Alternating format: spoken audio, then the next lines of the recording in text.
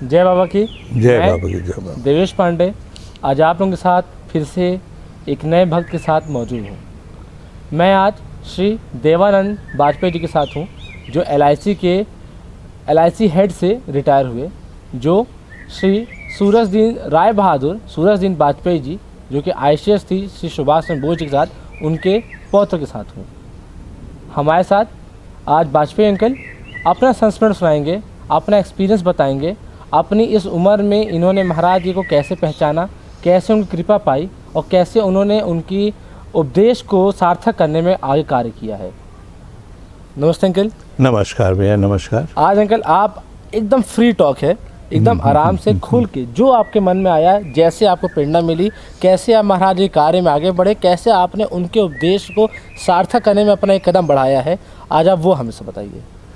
बहुत बहुत धन्यवाद देवेश जी, जो आपने मुझे निमंत्रित किया और ब्रह्मर्षि देवराहा बाबा के विषय में कुछ बताने को और अपना अनुभव सुनाने के लिए आपने मुझको यहाँ बुलाया। ये बहुत कृपा है बाबा की कि जो हम कुछ कह पाए। हालांकि मैं क्या हूँ जो बाबा के विषय में बताऊँ, उनके विषय में तो सभी व्यक्ति जानते हैं कि कितने महर्षि और ब्रह्मर्षि व्यक्ति आज के ज़माने में उपस्थित रहे। ये हम सब का सौभाग्य, जिन्होंने उनके दर्शन किए या जिन्होंने नहीं भी किए, उनकी ख्याति और जिन्होंने भक्ति मन से कर दी तो उनको दर्शन भी हो जाते हैं। ये ऐसा मेरा मानना है।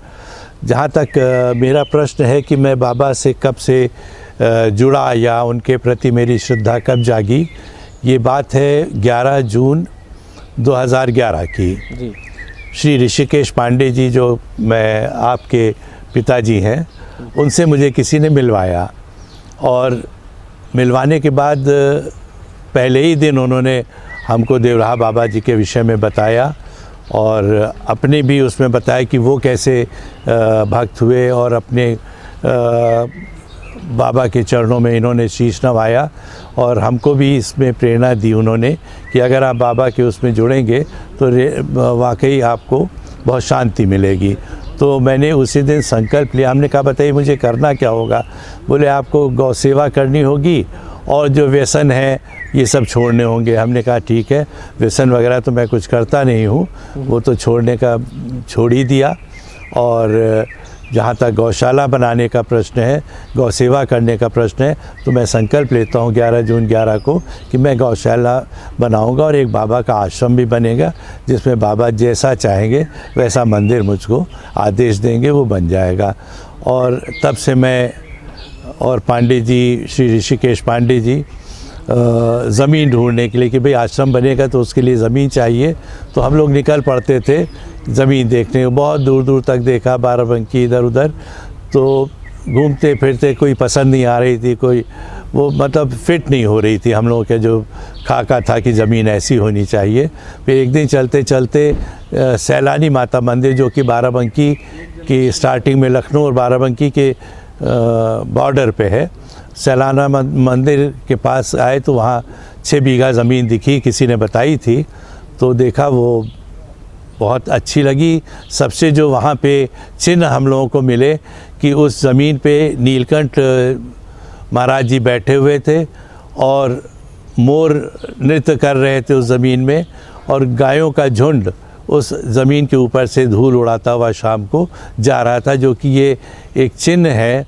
और पांडे जी ने कहा वाजपेयी जी यही वो ज़मीन है जिसको हम लोग ढूंढ रहे थे और बाबा ने आज वो चिन्ह अपने प्रकट कर दिए, अब इसको आप ले लें। हमने कहा ठीक है पांडे जी, बिल्कुल है, आप इसको हमारा नेगोशिएट कराइए। तो जो जिसने ज़मीन बताई थी उसके साथ मिलके फिर हम लोगों ने बयाना दे के ज़मीन जो है वो 6 बीघा ले ली।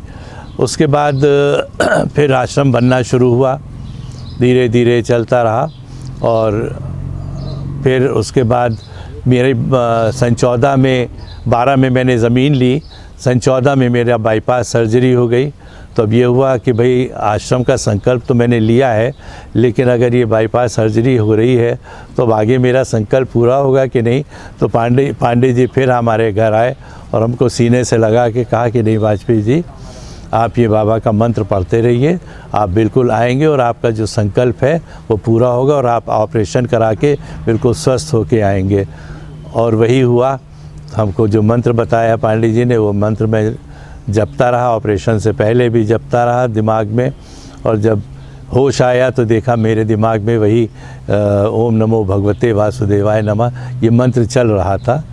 और मैं देखिए आज आपके सामने बैठा आपको इंटरव्यू दे रहा हूँ। फिर उसी तरह से जैसे एक विघ्न, ये परीक्षा, मैं इसको विघ्न नहीं कहूँगा, मैं इसको बाबा की परीक्षा कहूँगा कि भाई मैं विचलित तो नहीं हो रहा हूँ अपने जो हमने संकल्प लिया है उससे, मैं कहीं विमुख तो नहीं हो जाऊँगा कि हाँ छोड़ो रे भाई, अब तो मेरी सेहत नहीं अच्छी है, इसको अब नहीं हम कर पाएंगे। निराश तो नहीं हुए, तो ऐसी कोई मेरे अंदर भावना नहीं आई, और बल्कि मेरा और दृढ़ संकल्प पक्का होता गया कि नहीं, मुझे तो आश्रम और गौशाला बनानी ही बनानी है। फिर उसके बाद मेरे पैर में थोड़ी तकलीफ़ हो गई थी, पैर पक गया था, कुछ इन्फेक्शन हो गया था, उसमें भी मैं एडमिट रहा। उसके बाद उससे मैं ठीक हो कर के आया। फिर उसके बाद कोरोना हो गया, 17 दिन मैं कोरोना में हॉस्पिटल में रहा, लेकिन काम धीरे धीरे मंदिर का चलता रहा। कोरोना में लॉकडाउन हो गया, तो जो मिस्त्री और कारीगर वगैरह राजस्थान से आए थे वो सब वापस चले गए, साल भर इसी में काम बंद रहा।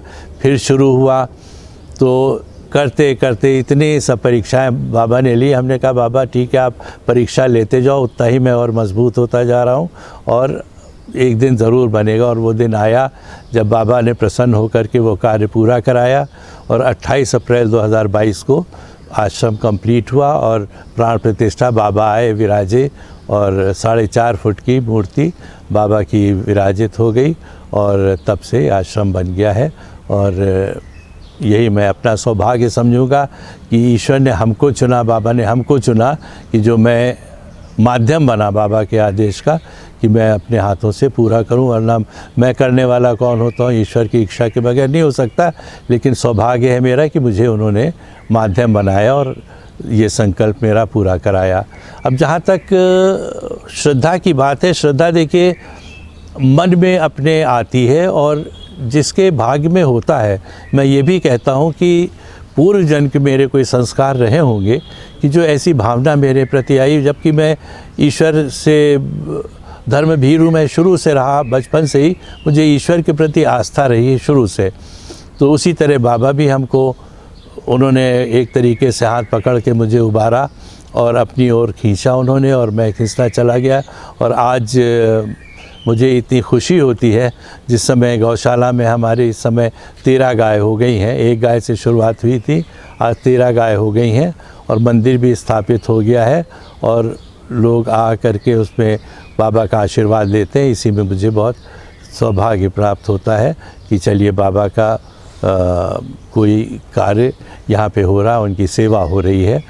अब जहाँ तक बाबा ने हमको कुछ चमत्कार भी दिखाया, कहते हैं कि जब तक आप कुछ चमत्कार न देख लें तब तक विश्वास नहीं होता कि ईश्वर है भी कि नहीं है।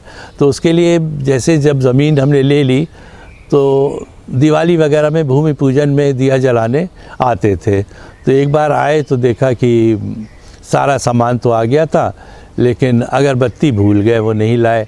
तो हमने कहा ले देखो अगरबत्ती रह गई। इतना सुनना था कि बस पता चला कि वहाँ पे इतनी खुशबू व्याप्त हो गई उस ज़मीन के ऊपर। दिया विया जलाया, सब फूल वूल सब ईश्वर के हाथ जोड़े, एकदम से खुशबू आ गई। हमने कहा लगता है दिया अगरबत्ती की खुशबू आ गई है।